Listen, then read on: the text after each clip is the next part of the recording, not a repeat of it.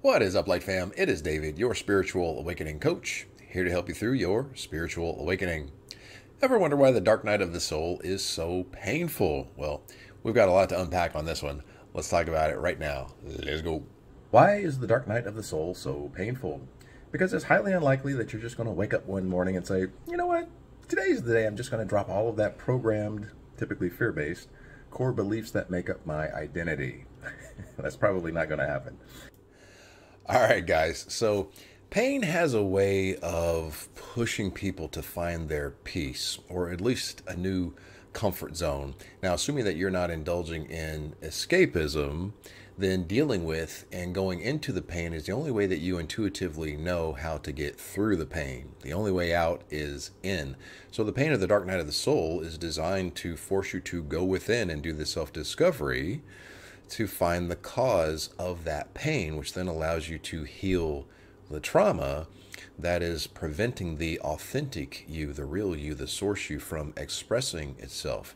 You see, fear is the barrier to expression. Unhealed trauma is in alignment with fear in one way or the other. Fear of not being worthy, fear of not being good enough, fear of letting yourself down, whatever that fear is, that unhealed trauma is in alignment with fear.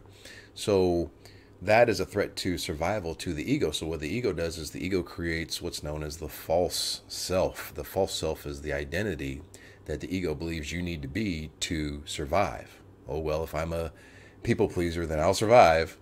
If I'm chasing validation or I get my worth from other people's opinion of me, then I'll survive.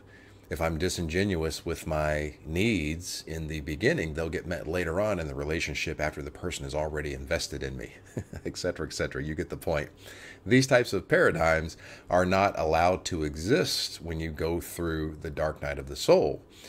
Why? Because they're all in alignment with fear. So all of the core beliefs that you believe make up your identity that are in alignment with fear get purged when you go through the dark night of the soul.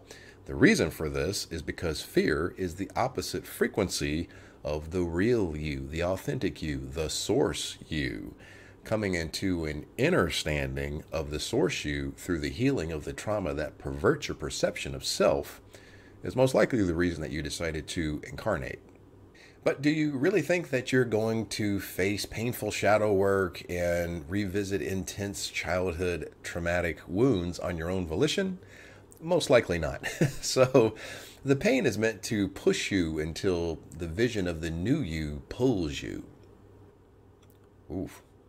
What's that, Dave? I said the pain is meant to push you until the vision of the new you pulls you. Can I get a witness? All right, guys. So that new identity, that new you hasn't been discovered yet because you haven't healed the trauma that is hiding it. So that new identity is still in the dark, hence the dark night of the soul. But once you start to heal the trauma that is required to dissolve the false self, then once the false self starts to dissolve, you make room on your current timeline for the new you, the authentic, the real you, the source you, to fearlessly express itself and become your new identity.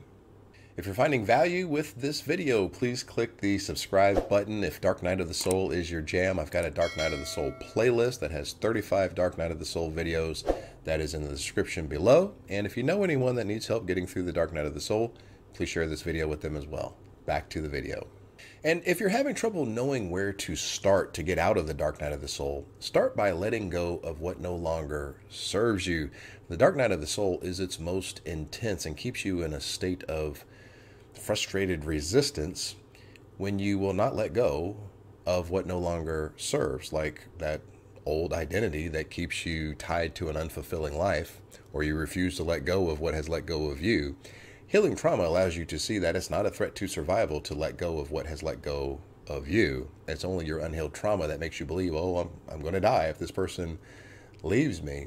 But healed trauma gives you the inner standing of wholeness and completeness. This makes you sovereign. So there's no threat to survival if you let go of what has let go of you. So you've got to trust the process, surrender to the process. The dark night of the soul is a process that is meant to bring your greatest version online. This is the version that has healed the trauma that keeps you from living the life that you most likely incarnated to live. This means that healing trauma is in vibrational alignment with your life purpose. You most likely did not incarnate to just chase validation and people please until you die, right? So this would suggest that if you chose a life purpose, that the fulfilling of which would only be possible from a place of fearless, authentic sovereignty, which only happens through healed trauma, then wouldn't that suggest that you chose the trauma that you would be born into?